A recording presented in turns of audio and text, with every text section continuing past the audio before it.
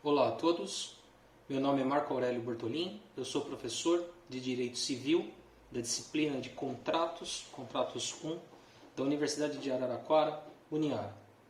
Eu espero, sinceramente, que todos estejam bem, suas famílias, seus amigos, que todos estejam passando dentro do possível do que toda a sociedade vem enfrentando com o isolamento social, com o adoecimento de pessoas, em razão da pandemia do Covid-19. Espero que todos estejam bem, se Deus quiser. Hoje nós iremos dar continuidade aos nossos vídeos, para tentar também pela plataforma do YouTube suprir a impossibilidade de estarmos em aulas presenciais, em razão do obstáculo do isolamento determinado pelas autoridades estaduais. Então, dando sequência ao site do professor marcobortolin.com.br com textos de apoio, ou então através dos nossos encontros de Google Meet, recurso da plataforma Google Sala de Aula, que a Uniara também disponibiliza, e aqui, com esses vídeos, estaremos tentando da melhor forma possível levar a todos algumas palavras em continuidade aos temas que temos programados em nossa disciplina. E hoje falaremos do Instituto da Resolução e suas variáveis. Antes de propriamente abordarmos estas variáveis que estão estabelecidas no Código Civil, falaremos em instantes a respeito da exceção de contrato não cumprido e da resolução por onerosidade excessiva.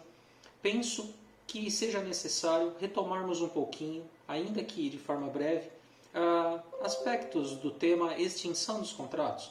E por quê? Porque estamos falando de resolução. Então, para que nós avancemos além do conceito simples e puro de inadimplemento capaz de gerar a resolução, de fulminar o contrato em razão de resolução, penso que para chegarmos a esses desdobramentos, a essas variáveis de exceção de contrato não cumprido e de resolução por onerosidade excessiva, seja importante restabelecermos um pouquinho em revisão aquilo que falamos a respeito do tema que antecedeu a esse vídeo, direcionado à extinção dos contratos. Muito bem? Naquela ocasião, falávamos, e vale aqui repetir, que os contratos, eles têm, em geral, eles têm dois desdobramentos que os celebrantes podem imaginar que possam ocorrer como fórmulas de extinção daquele negócio jurídico. O primeiro deles é o desdobramento positivo, que decorre do adimplemento voluntário e integral das cargas obrigacionais assumidas pelos celebrantes no campo da formação do contrato. Muito bem. Se os celebrantes voluntariamente cumprem toda a carga obrigacional que o negócio jurídico determinou ao patrimônio jurídico de cada um deles, nós teremos o contrato como fórmula de passagem totalmente exaurida, totalmente extinta pelo cumprimento de sua finalidade, que foi a de transformar direitos, de criar direitos, de transformar obrigações, de criar obrigações. E, obviamente, esses vínculos interpessoais, pessoa e pessoa, com as cargas obrigacionais determinadas pelo negócio e cumpridas voluntariamente pelos celebrantes, fará com que os objetivos almejados pelos contratantes tenham sido alcançados e mais, guardem a repercussão jurídica devida, com o amparo da legislação e, se o caso, reconhecimento pelo Estado juiz. Muito bem, então o contrato se extingue em desdobramento positivo pelo adimplemento voluntário integral das cargas obrigacionais firmadas pelos celebrantes em seus respectivos patrimônios jurídicos. Ótimo. Existe um outro desdobramento que falamos sempre, é um desdobramento, entre aspas, negativo. Esse desdobramento negativo ele decorre do descumprimento das cargas obrigacionais assumidas voluntariamente pelos celebrantes. Então, de forma contrária ao adimplemento, o inadimplemento gera como consequência também a extinção. Mas essa extinção não decorre do exaurimento dos vínculos obrigacionais, mas sim o contrato é resolvido pelo desequilíbrio categórico que o inadimplemento cria. Se uma das partes cumpre a sua carga obrigacional e isso gera, óbvio, a expectativa do cumprimento da carga obrigacional do outro e o outro não cumpre a carga obrigacional, aquele primeiro que cumpriu enfrentará um categórico desequilíbrio, uma situação de desequilíbrio. Esse desequilíbrio, classicamente no direito civil, ele pode ser afastado por duas soluções. Seja pela execução forçada da obrigação a cargo do outro, para que então um dos celebrantes que cumpriu voluntariamente a sua obrigação alcance o cumprimento da carga obrigacional do outro, ou então com um restabelecimento de equilíbrio para que as partes cheguem a esse novo equilíbrio, voltando ao estado anterior ao que se encontravam antes da celebração. E isso se dá de que forma? Resolvendo o contrato, extinguindo o contrato. Por isso se diz que a resolução é a consequência, é o resultado da extinção do contrato por causa contratual derivada do inadimplemento ou da mora da carga obrigacional de um dos celebrantes. Muito bem, então temos adimplemento e inadimplemento. Nós ficamos apenas com estes dois desdobramentos? Não, nós vimos que no campo da extinção dos contratos há várias outras formas de extinção do contrato. Então, apenas a título de revisão, nós vimos que o contrato pode ser extinto pela vontade bilateral dos dois celebrantes. Essa vontade bilateral não decorre de descumprimento de cargas, mas pelo desinteresse pessoal deles, desinteresse pessoal negocial deles. E aí então eles podem, através de um novo negócio jurídico, firmarem um distrato e através desse distrato, de maneira totalmente particular, respeitada a questão da forma, eles alcançam o desfazimento do contrato através do distrato que gera resilição bilateral. Vejam que aqui não há nenhuma manifestação do Estado juiz. Nós temos simplesmente a extinção do contrato provocada por um negócio jurídico celebrado pelos contratantes. Este negócio jurídico é o distrato, que provoca a resilição bilateral plena.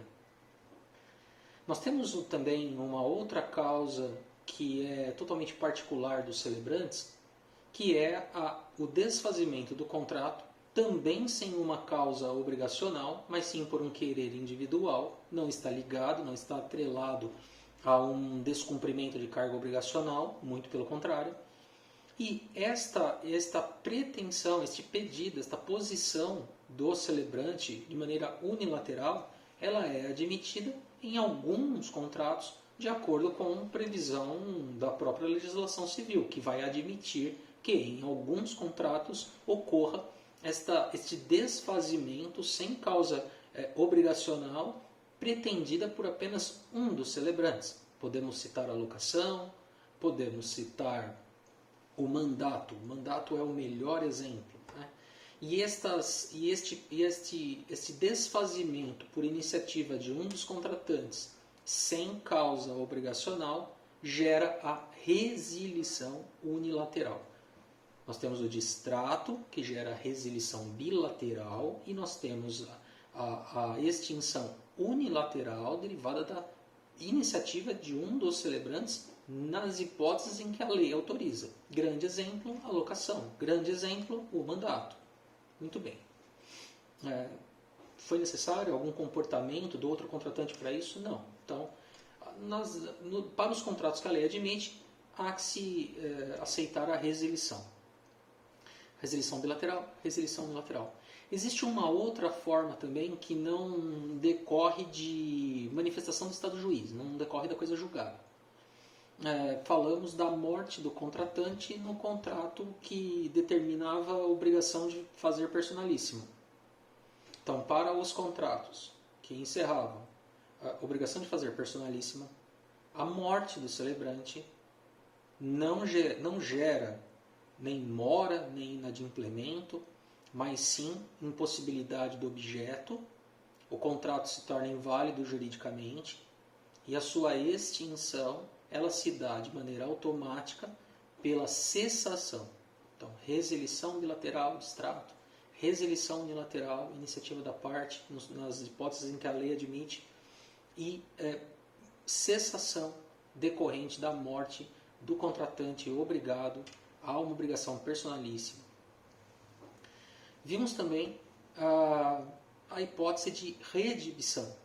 A reedibição ela é uma das alternativas que podem ser invocadas pelo alienatário nos contratos ditos translativos, quando, depois do adimplemento do alienante, o alienatário vem a suportar a eclosão de um vício da coisa, que era oculto, que não era percebido.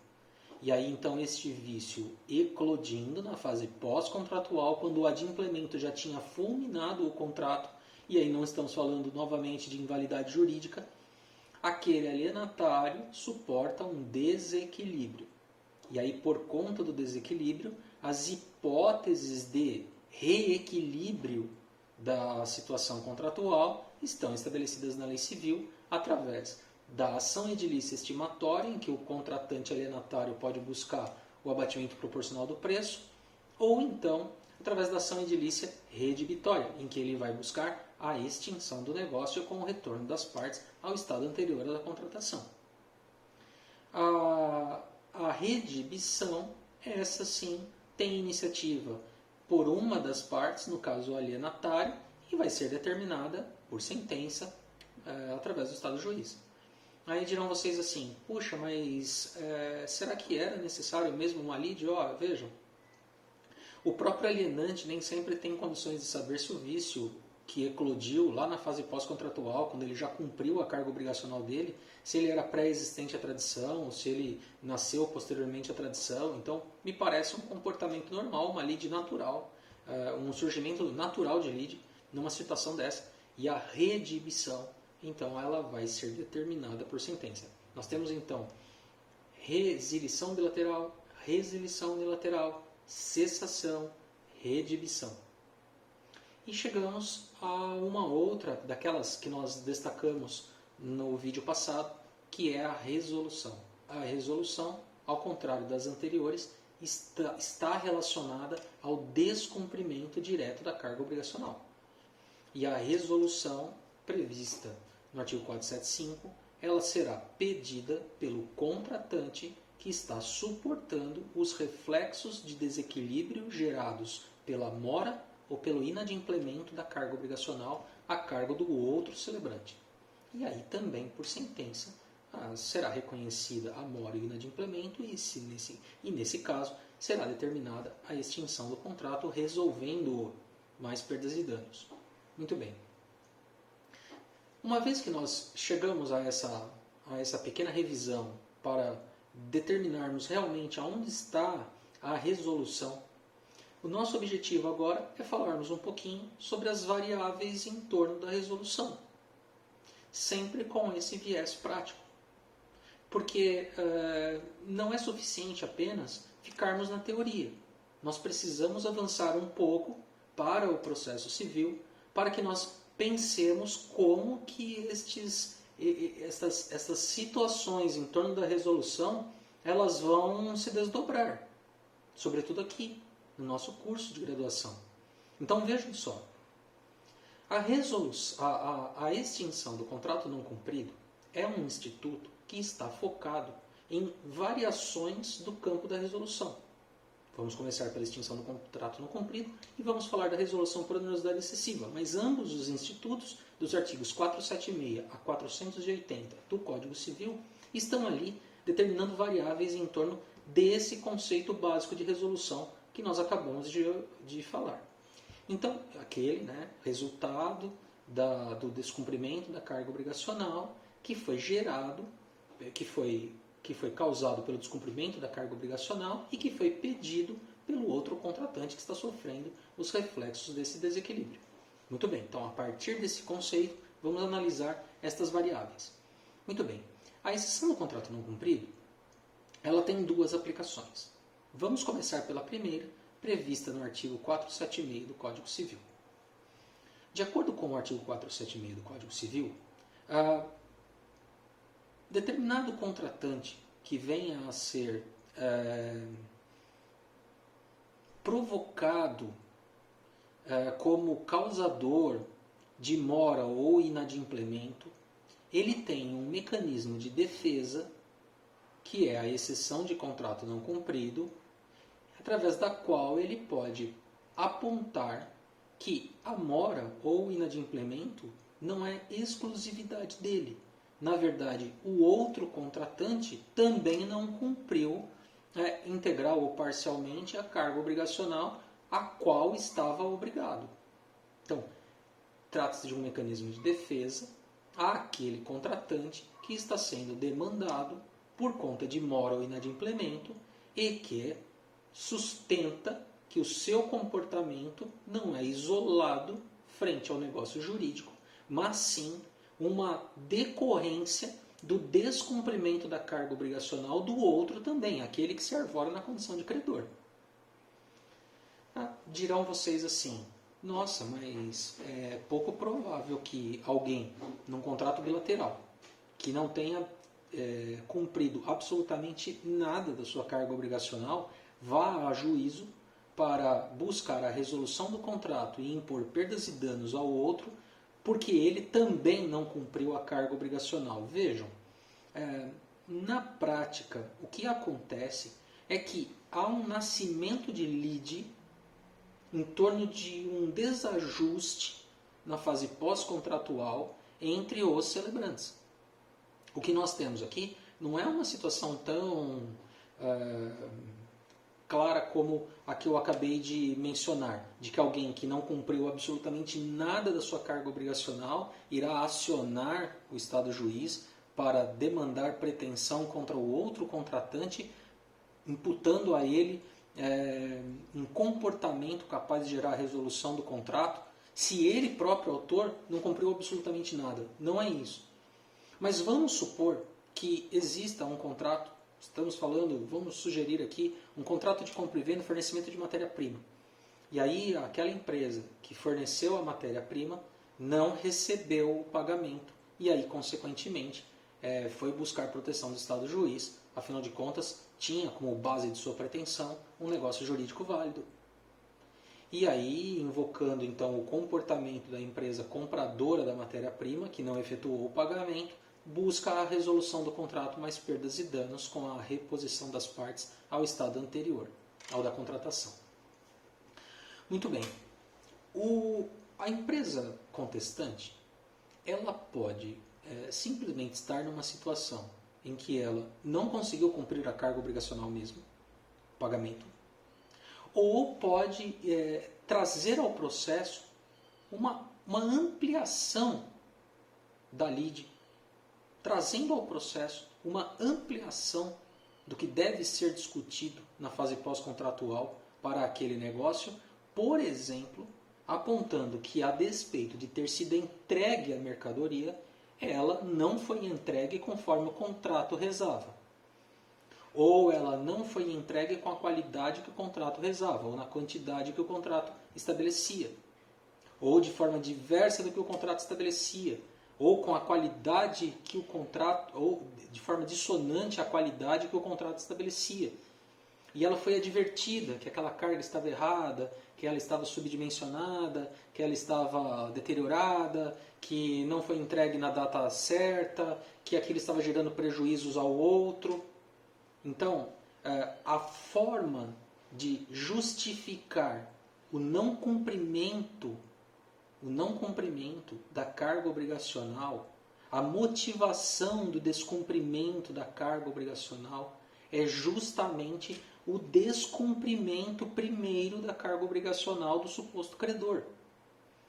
E essa articulação de argumentos se dá pelo artigo 476 através da exceptio non adplant contractus do direito canônico. A exceção de contrato não cumprido, a defesa de mérito, exceção aqui é defesa de mérito, a exceção é uma defesa, nós conhecemos a exceção do direito processual, mas aqui é uma defesa de mérito na contestação daquele contratante do contrato bilateral que está sendo acionado, apontado como devedor em mora ou inadimplente, porque o contrato estabelece uma data e ele não cumpriu a carga obrigacional na data, na forma devida, no tempo devido. Então ele tem no tempo da contestação a possibilidade, se é o caso, de utilizar-se do instituto da exceção do contrato não cumprido para demonstrar que esta lide ela não está restrita ao descumprimento puro e simples da carga obrigacional, aquele conceito básico da resolução aqui da introdução do nosso vídeo. É possível, através da exceção de contrato não cumprido, ampliar o debate em torno desse inadimplemento, dizendo ou estabelecendo, através da exceção de contrato não cumprido, que sim, não houve cumprimento, mas por conta do desajuste gerado pelo descumprimento primeiro do outro contratante que se atribui à condição de credor, simplesmente porque ele tem lá uma prova mínima de que entregou a mercadoria ou que entregou a prestação do serviço contratada, ou entregou a máquina, e etc. Né? Ou entregou a safra, ou entregou a carga, enfim. Então, nós temos a reboque deste instituto, a sua aplicação em uma gama bem intensa de contratos, bem extensa de contratos. Muito bem, então a primeira aplicação da exceção de contrato não cumprido, de acordo com o artigo 476 do Código Civil, é um autêntico mecanismo de defesa de direito material a partir do conceito clássico, lá do direito canônico, de que a ninguém é dado exigir o cumprimento da obrigação do outro sem ter antes cumprido a sua própria carga obrigacional. É óbvio, repito, que isso não é comum de ocorrer quando alguém, sem ter cumprido absolutamente nada, vai discutir a resolução do contrato pelo inadimplemento do outro. Não teria sentido. Essa exceção é, na verdade, um mecanismo de ampliação da lide que permite ao juiz do processo, à juíza do processo, investigar realmente se houve inadimplemento não só do réu, mas também inadimplemento do autor, ainda que parcial. Pois bem, então esta é a primeira aplicação, bastante interessante. Vejam que é possível sim o réu que não cumpriu a obrigação, através da exceção de contrato não cumprido, obstar a extinção do contrato e sua condenação em perdas e danos, se ele demonstrar que a exceção dele deriva, a sua postura deriva, do contrato não cumprido pelo outro. E aí a sentença, obviamente, vai ajustar a posição das partes. Segunda aplicação da exceção do contrato não cumprido. Ela é completamente diferente da primeira, prevista no artigo 477. Qual é esta hipótese? Vejam só, vamos imaginar um contrato que tenha um contrato de duração ou um contrato instantâneo com execução diferida, em parcela única, mas com termo de cumprimento da obrigação diferido no tempo. E essas datas de cumprimento da carga obrigacional, elas sejam diferentes. Vamos imaginar o que é algo bastante comum. Então, contratos de compra e venda de matéria-prima, por exemplo. Algo bastante comum. A empresa A vende matéria-prima para a empresa B. A empresa B ela tem um tempo para efetuar o pagamento daquela matéria-prima. Vamos supor 3 meses. Muito bem. Então, vamos imaginar que estas datas são diferentes. Né? Mutatis mutandis, uma empresa tem uma data, por exemplo, 10 de maio, para efetuar o cumprimento da sua obrigação, e a outra, 10 de agosto do mesmo ano, por exemplo. Convenhamos que não é possível, em 10 de junho, que exista mora bilateral. Se uma empresa tem obrigação definida, um vencimento em 10 de maio, e a outra só em 10 de agosto, em 10 de junho não haverá mora bilateral.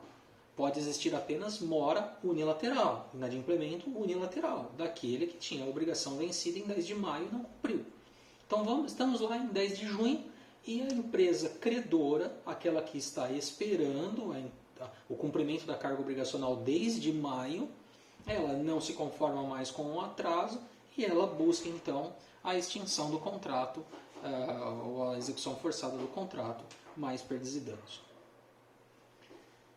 Aquele que está em mora, é possível também defender-se desta pretensão resolutória sem negar o descumprimento da carga obrigacional e, veja, sem ser possível dizer que o outro está em mora também, porque ainda não houve o vencimento da obrigação do outro, que só se dará em agosto, nós estamos aqui falando por hipótese em junho, se aquela que já é credora da obrigação vencida, cuja obrigação irá vencer só em agosto, estiver suportando um forte abalo financeiro. Se houver realmente uma grande desconfiança desta empresa que está em mora, ela entrou em mora, ela deixou de cumprir a obrigação, porque desde março, abril, ela percebeu que, embora tivesse feito seu contrato lá em janeiro, lá em fevereiro, março, abril, ela começou a perceber que a outra celebrante estava suportando um forte abalo financeiro.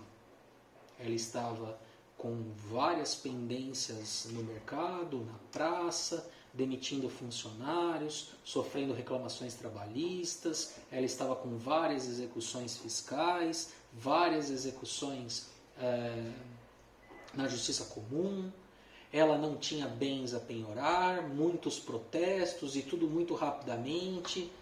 E aí então é óbvio que aquela empresa que tinha a obrigação vencendo primeiro em maio, ela seria plausível considerar que ela iria temer ter que cumprir a carga obrigacional dela em maio para esperar toda essa escalada de deterioração econômico-financeira da outra para chegar lá em agosto e já não receber absolutamente nada. Então, de acordo com o artigo 477, se houve esta situação de abalo financeiro, econômico da empresa credora que está buscando, através do contrato, a execução forçada ou a resolução, mais perdas e danos por conta da mora ou inadimplemento da outra, esta outra pode, no prazo de defesa, ela pode invocar a exceção de contrato não cumprido em razão do abalo financeiro da credora autora da ação. A prova, nesse caso, é documental. É necessário mostrar que houve esse abalo financeiro, econômico, e aí, obviamente, competirá à autoridade judiciária do processo, reconhecendo realmente a existência de abalo financeiro demonstrado por prova documental, conceder prazo ao autor que está realmente em abalo financeiro, econômico, que ele garanta, em determinado prazo, que ele garanta ou deposite nos autos o valor, que venceria só em agosto, ou que ele garanta, através de uma outra forma de caução, a satisfação do crédito do réu. É óbvio que se ele caucionar no processo, o outro vai poder receber novo prazo para cumprir a obrigação. Mas vejam que processualmente é bastante interessante, porque o réu deste processo, ele estava apontado como alguém que incorreu em inadimplemento. Ele vem em contestação e não nega o inadimplemento. Ele diz que realmente, ele diz que realmente não cumpriu a obrigação. Mas ele justifica o não cumprimento da obrigação em razão do abalo financeiro embasado no artigo 477 do Código Civil. O que a autoridade judiciária faz? A autoridade judiciária identifica que ele invoca direito material, que afasta a concepção de descumprimento da carga obrigacional de forma injusta, porque com o abalo financeiro da credora, o descumprimento da carga obrigacional se torna justa, se torna jurídica. E aí, então, por conta disso, o juiz abre prazo para que aquele credor garanta o cumprimento da sua obrigação, antecipando-a, depositando nos autos ou calcionando. E aí, diante disso, a autoridade judiciária que preside o processo, com a garantia que a obrigação que só venceria em agosto está garantida nos autos, ele reabre prazo para o cumprimento da obrigação a cargo do réu. Se o réu não cumprir a obrigação, aí sim, no curso do processo, ele vai incorrer em uma inadimplemento, de implemento, a ação será julgada procedente e depois o credor levanta o valor da caução ou o valor adiantado nos autos. Se o outro cumpre a obrigação, então o contrato se exaure. Mas não por conta de resolução, não haverá resolução do contrato. Haverá exaurimento pelo adimplemento voluntário integral do processo, para se perder o objeto. Agora, na primeira hipótese, vejam que é completamente diferente. Né? Porque se no 477 espera-se do devedor que ele apresente prova documental com certidões, certidão dos cartórios de protesto, certidão do distribuidor civil, certidão da Justiça do Trabalho, sobre toda essa celeuma econômico-financeira que está suportando o autor da ação, no 477 do Código Civil. No artigo anterior, no 476, o que nós temos é descumprimento de carga obrigacional e aí a necessidade de ampliação da lide, em que o réu diz, olha, eu não estou cumprindo a minha carga obrigacional, mas é porque ele foi advertido por e-mail, por telefone, nós discutimos esse caso, ao cumprir a carga obrigacional dele, ele não cumpriu corretamente. Esse é um cumprimento apenas abstratamente formal, porque na verdade, na essência, não está bem cumprido, e eu não posso então efetuar o pagamento. Bom, vejam que aí é um desenvolvimento completamente diferente, porque aí será necessário, na ampliação da lide, debater se houve cumprimento da carga obrigacional do autor da ação resolutória. E aí, obviamente, quem alega que o autor da ação não tinha cumprido corretamente a sua carga obrigacional é o réu. E por este fato modificativo extintivo do direito do autor, o ônus da prova é dele. E aí é que nós vamos desenvolver prova. Dependendo do tipo de contrato, vai ter que nomear perícia, etc., para que desenvolva-se a prova para saber se realmente, dada a ampliação da lide, se houve cumprimento da carga obrigacional do autor ou não. Inclusive,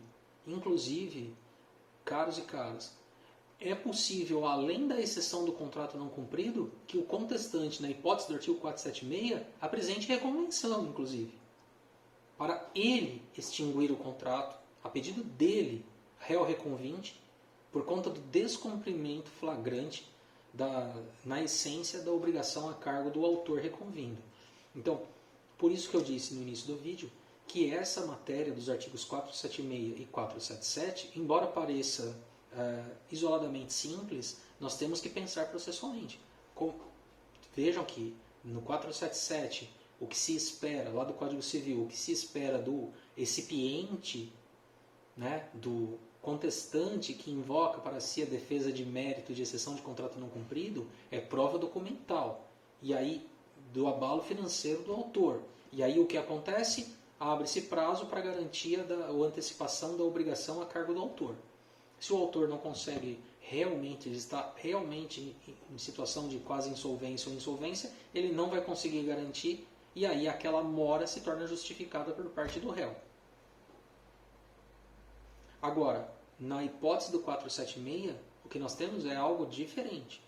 Nós ampliamos a lide, não é quase sempre possível só se fiar em prova técnica produzida unilateralmente pelo réu.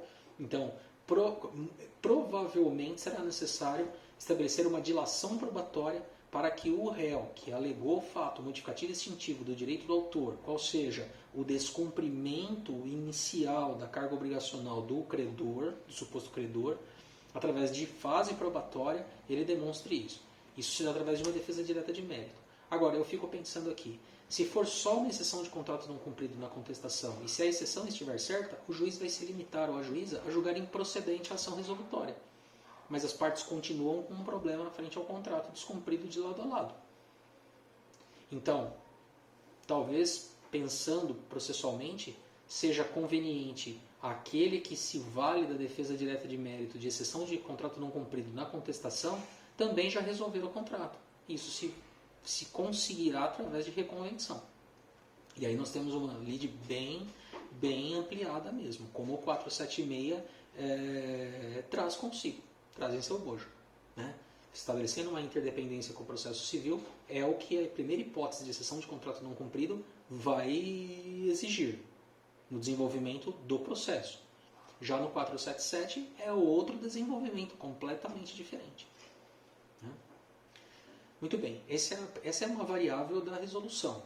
Vejam que ela pode estar justificada no artigo 477 do Código Civil, ou ela pode ser afastada pela demonstração no processo de que havia mora também do credor, do suposto credor. Então, aparentemente temos desdobramentos variáveis em torno da resolução pura e simples que não se limitam ao conceito básico. Uma segunda variável da resolução pura e simples, para deixar claro aqui, aquele que descumpre a carga obrigacional e que provoca a extinção do contrato através da sua resolução, em razão do desequilíbrio que gera essa mora inadimplemento. Esta outra variável é a resolução por onerosidade excessiva, nos artigos 478, 479 e 480, todos do Código Civil. Muito bem. Resolução por onerosidade excessiva. O que vem a ser? A resolução por onerosidade excessiva, vejam que não estamos falando de revisão, estamos falando de resolução, extinção do contrato por onerosidade excessiva. Ela decorre da teoria da imprevisão, ela é resultado da teoria da imprevisão. Ela não estava no Código Civil de 1916, era aplicada pela comunidade jurídica brasileira com base na teoria da imprevisão. Agora, no Código Civil de 2002, nós temos ela aplicada no texto. Então, ficou mais simples. O que vem a ser a resolução por onerosidade excessiva?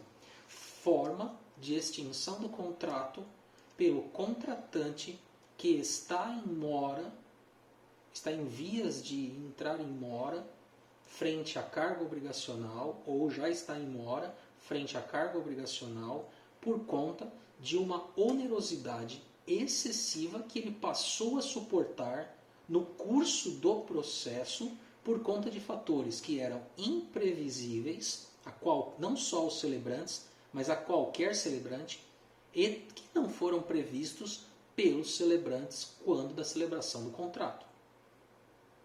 Depois da formalização do contrato, em que se ajustava uma determinada perspectiva de lucro com as cargas obrigacionais, depois disso, ao longo de sua duração, para os contratos de duração, de trato sucessivo, ou então para aqueles contratos que até são instantâneos, mas com execução diferida no tempo, então durante aquele tempo de latência da fase de cumprimento do contrato, fatores imprevistos, imprevisíveis aos contratantes, tornam a carga obrigacional de um dos celebrantes, ou de ambos, mas normalmente de um deles, especialmente onerosa. Excessivamente agravada. Muito mais do que o simples ajuste entre prestação e contraprestação. Esta situação faz gerar a possibilidade daquele contratante que está enfrentando esta ampliação da onerosidade normal do contrato, esta ampliação excepcional, faz gerar a este a possibilidade de extinção. Esta extinção, ela é chamada de resolução por onerosidade excessiva. É uma pretensão do próprio contratante que está sem possibilidade de cumprir a carga obrigacional de acordo com o equilíbrio imaginado originariamente. Este desequilíbrio que surge depois da celebração, ele deriva de circunstâncias imprevistas pelos contratantes e imprevisíveis por qualquer contratante. Normalmente estamos falando de situações totalmente surpreendentes, seja por fatores naturais, seja por fatores políticos, sociais, econômicos. Então nós tivemos aqui no Brasil, por exemplo, ao tempo do governo Collor, uma situação, ainda quando vigorava o Código Civil de 1916, em que do dia para a noite, com um plano econômico, houve um bloqueio dos ativos das pessoas em geral. O governo federal bloqueou os ativos, os saldos bancários, e as pessoas que tinham compromissos vencendo ou vencidos simplesmente não conseguiam sacar, porque os valores foram bloqueados pelo governo federal. E isso assim, sem prévio aviso. Isso para citar um aspecto econômico. Agora, nós tivemos anos atrás, por exemplo, aqui no Brasil, anos atrás, né, quando a gente estava na sala de aula presencial, eu gostava muito de usar esse exemplo. Há alguns anos, não faz muito tempo, também não foi o ano passado, nós tivemos uma situação no estado do Rio de Janeiro em que um volume de chuvas completamente absurdo fez isolar municípios da região serrana do estado do Rio de Janeiro. Então, Nova Friburgo, Petrópolis, Teresópolis. Então, aquilo era de domínio nacional. Todas as pessoas, a mídia toda reproduzia que havia quedas de barreiras, que as estradas ficaram interrompidas, que as comunidades estavam isoladas, lá no meio da lama, do barro, etc. Então, uma situação climática que não era previsível de ocorrer a ninguém, acabou acontecendo por uma conjunção de fatores, e aí as pessoas que tinham compromissos ficavam totalmente impedidas de cumprir suas cargas obrigacionais dentro do mesmo equilíbrio financeiro. Agora estamos diante dessa situação do Covid-19, uma autêntica pandemia, com regra sanitária de isolamento social.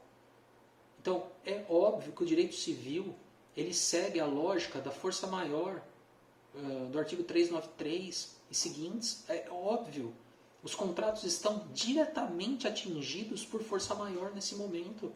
O direito civil ele está preparado para essa situação da pandemia. O direito do consumidor também. Então é totalmente metajurídico, é totalmente abstrato se falar em descumprimento de cargas obrigacionais por quem está impedido de cumpri-las, seja porque quer, seja porque pode, porque na verdade existe determinação de isolamento. Então não há nenhuma juridicidade em quem reclama cumprimento de cargas obrigacionais diante de uma situação que é impossível de ser cumprida. Agora, vamos fazer um paralelo aqui. Na cidade de São Paulo existe um bairro chamado Jardim Pantanal. O nome não foi escolhido à toa. É porque sazonalmente há enchente nesse bairro. Deriva da cheia do rio. Lá na marginal ela enche e enche o bairro de água. Então eu vou lá montar um determinado negócio com outra pessoa. Aquela outra pessoa sabe, eu sei, todas as pessoas sabem que de tempos em tempos, em janeiro, todo janeiro, lá naquela região da cidade de São Paulo, tem enchente. Então, não podemos falar em onerosidade excessiva aqui. A onerosidade excessiva, ela surpreende, ela não era esperada. Ela não era esperada pelos celebrantes, não é porque eles foram incautos, não. Qualquer pessoa seria atingida pela onerosidade excessiva. Então, o ônus gerado pela carga obrigacional se torna especialmente agravante para uma das partes contratantes, em razão dessas circunstâncias futuras à celebração, posteriores à celebração, que eram imprevisíveis a qualquer pessoa e também aos celebrantes. E que geram, então, esse acirramento da posição contratual. São 4 pressupostos, então, que gera esse acirramento da onerosidade da carga obrigacional. Diante disso, no texto de apoio que eu encaminhei pelo Google Sala de Aula hoje, eu faço até uma referência hipotética, um caso simulado, de um agricultor, de um pequeno chacareiro, que tem lá um negócio de hortaliças e ele fornece lá na região serrana do Rio de Janeiro hortaliças, frutos para um restaurante da cidade turística.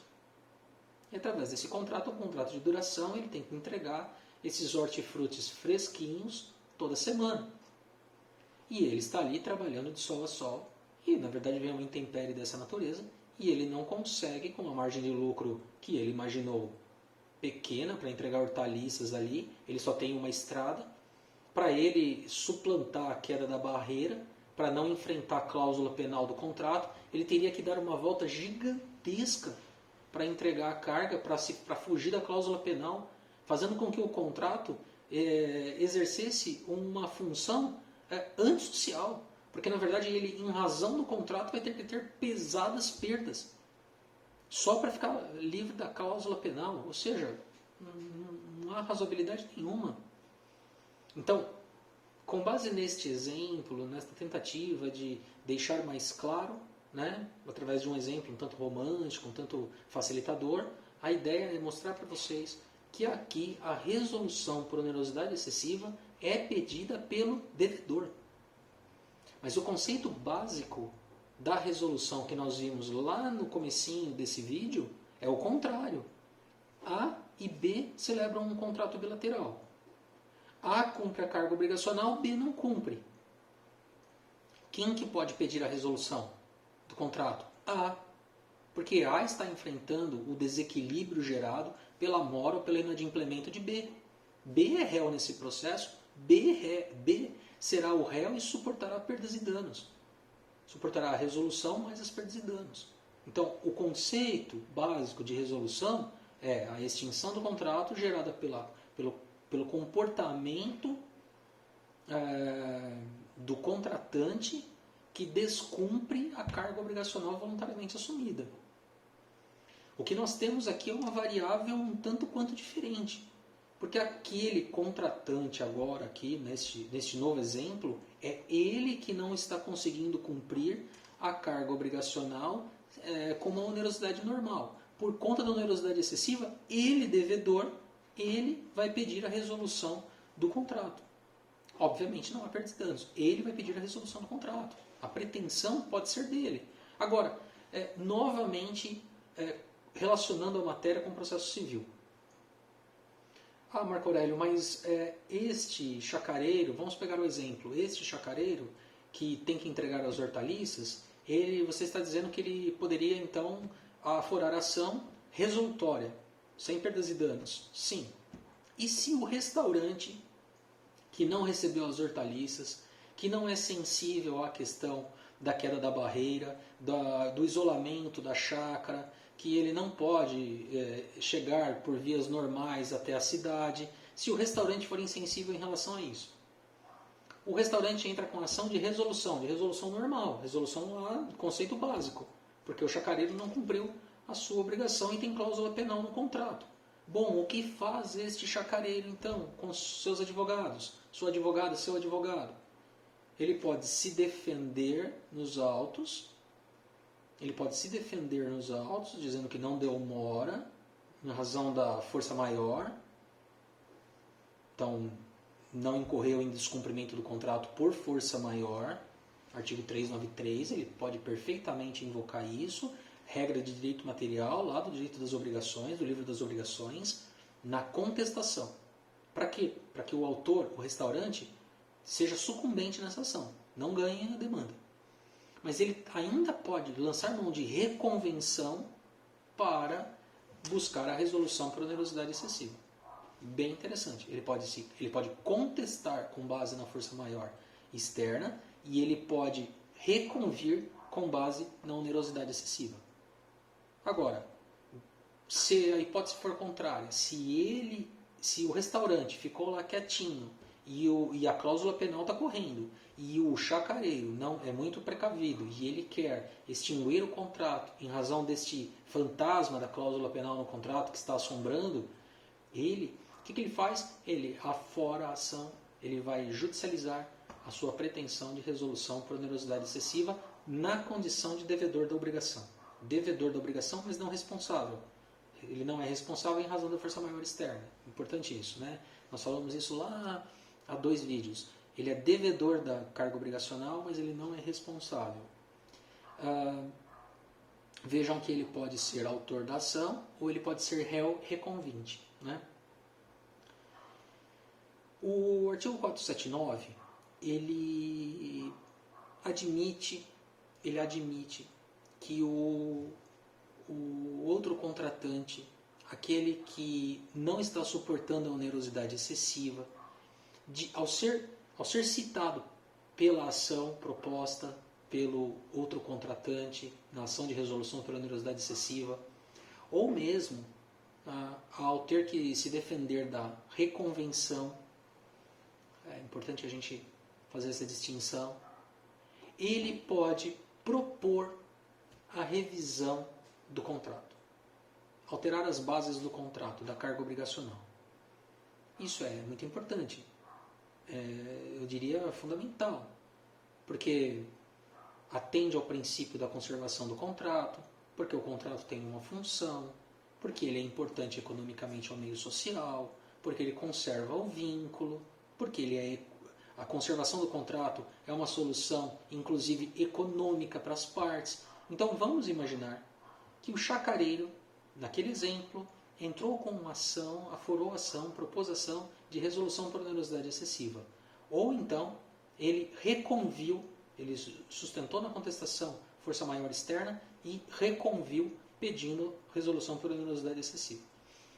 O restaurante, ao se defender, ao contestar na primeira hipótese, ou ao se defender da reconvenção na segunda hipótese, ele pode propor, de acordo com o 479, uma revisão do contrato. Veja que agora nós tínhamos resolução pedida pelo chacareiro e o restaurante pedindo revisão, propondo revisão. O Poder Judiciário, a autoridade judiciária que preside esse processo, ele pode determinar, falar, puxa, a proposta de revisão é muito boa. Realmente, à luz do princípio da conservação do contrato, realmente, economicamente, aqui para a cidade, a conservação da comarca, a conservação desse contrato é fundamental. Então eu vou determinar por sentença. Eu vou julgar procedente esta proposta de revisão do contrato. É possível? Entendemos que não. Na leitura atenta do artigo 479, o que é possível é uma proposição de revisão das bases do contrato, uma revisão equitativa das bases do contrato. Isso é dependente da vontade do devedor da obrigação? Totalmente. O devedor da obrigação, aquele que quer resolver por onerosidade excessiva, ele poderá concordar ou ele poderá discordar. E aí é óbvio, nós estamos falando de um pressuposto de existência, a vontade. Se ele não quiser continuar vinculado ao vínculo originário, ele poderá extingui-lo por onerosidade excessiva. Agora, óbvio, né, à luz do princípio da conservação, a autoridade judiciária que preside o processo pode tentar marcar uma audiência, tentar exortar as partes a manter o contrato, a alterar suas bases, a cláusula penal, a data de cumprimento da obrigação, estabelecer uma carência, etc. Ele pode ditar a modificação do contrato por sentença? Não, entendemos que não. É claro que em circunstâncias de abusividade, de desequilíbrio ditadas por abusividade contratual lá no direito do consumidor, aí sim existe direito básico de revisão, mas aí seria o objeto da ação, já seria a revisão do contrato, é diferente aqui do direito civil, é uma situação completamente diferente, diz respeito lá ao direito básico na seara do consumidor, é uma outra aplicação. Por fim, nós temos o artigo 480. O artigo 480 ele trata de revisão no contrato unilateral. Que interessante, no contrato unilateral não é possível a resolução por onerosidade excessiva, só a revisão. Notem só, é isso mesmo. Nós temos no artigo 480 para contratos unilaterais, cuja carga obrigacional é atribuída a apenas um dos celebrantes, que depois da celebração venha a ser atingido por onerosidade excessiva pela mesma aplicação de circunstâncias posteriores, inesperadas, surpreendentes, que alteram a posição inicial do obrigado, aí então ele pode propor a revisão, a modificação ou a modificação da forma de cumprimento da carga obrigacional ou a própria quantidade a doar, a destinar por conta da onerosidade excessiva. Por quê? Porque as circunstâncias imprevistas fizeram com que aquele desequilíbrio originário ficasse ainda maior. Por que no contrato bilateral admite-se a resolução e por que no contrato unilateral admite-se apenas na lei civil a revisão?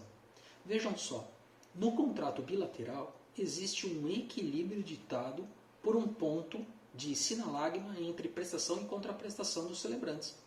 Eles definem coisa e preço, coisa e coisa, atividade e atividade, atividade e preço, eles vão definir num ponto de interesse comum entre proposta e aceitação um tom de equilíbrio que irá gerar os reflexos a partir da celebração. Então, por isso falamos, né? O contrato bilateral, que é oneroso e é comutativo, ele tem um sinalagion, ele tem um equilíbrio das cargas obrigacionais ditados pelo ajustamento das vontades.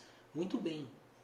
Na onerosidade excessiva, há uma quebra da essência do contrato, porque o contrato já era equilibrado, e aí com a onerosidade excessiva ele se desequilibra. E aí, seguindo a mesma construção de extinção do contrato, desde lá do início desse vídeo, quando nós falamos do conceito básico de resolução, a hipótese é a mesma. Não é possível aceitar uma onerosidade um pouco menor. É necessário voltarmos ao ponto de equilíbrio. Se não for possível, então oferece-se ao devedor a possibilidade de resolver o contrato. Já no contrato unilateral, ele não tem equilíbrio. Os contratos benéficos, eles só atribuem carga obrigacional a uma das partes e benefício a outra. Então ele já nasce desequilibrado. Resolvê-lo seria uma deturpação.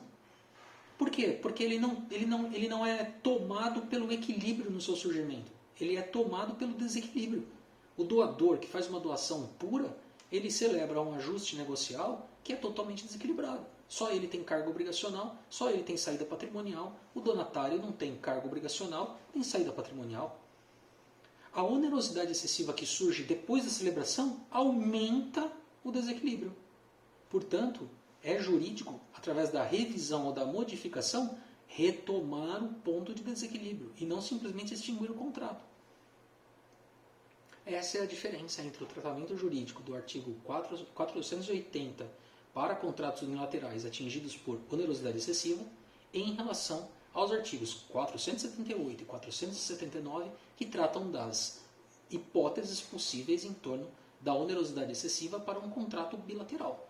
Essa é a diferença entre um e outro.